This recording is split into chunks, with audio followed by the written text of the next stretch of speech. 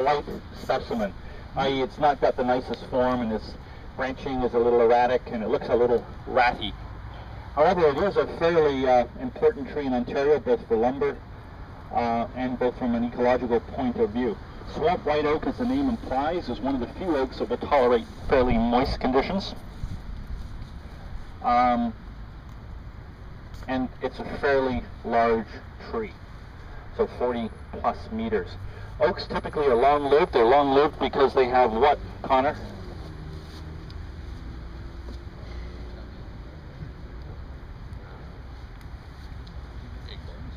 No, Scott?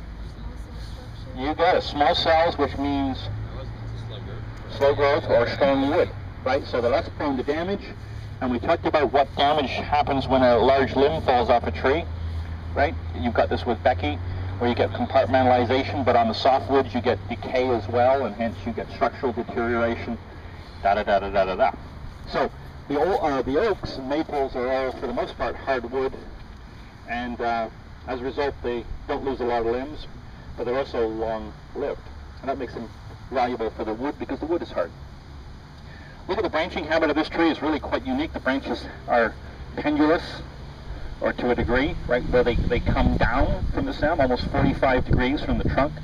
We're going to look at some oaks today that come out 90 degrees. So this kind of reflects its overall form. So it's almost got a drooping to rounded form.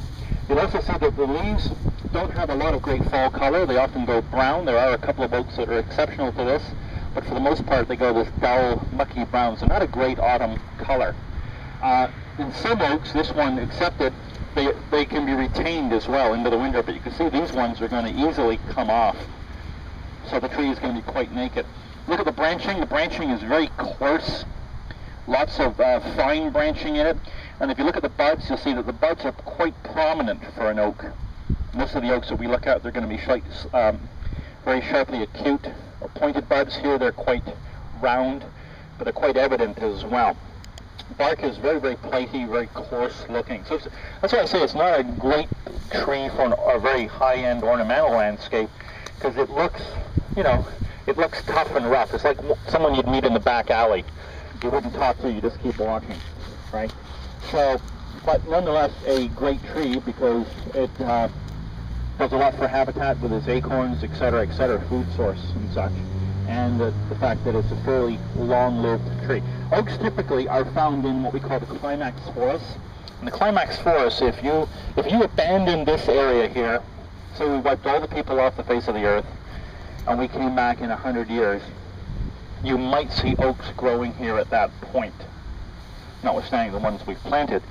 What happens is other species will come in, like sumac and Manitoba maple and poplar and birch, and then they start to colonize and they provide a habitat for some of the next species, which could be the maples, etc., and then depending on soil types, etc., it's the oaks and beeches and such. And those are the last species. There is no more that a forest can do beyond that.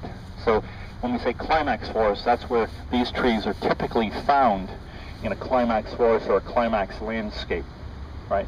The highest evolutionary point. That means that the forest doesn't deteriorate after that. It means it just keeps going at that level, right? But for everywhere else, it kind of moves. To go to the very back of the college, you'll see we've got tall grass, and we got a bunch of shrubs growing, and we've got these weedy-looking trees. That's the start of a colonization of a kind of a grassed area or prairie landscape into forests. Okay.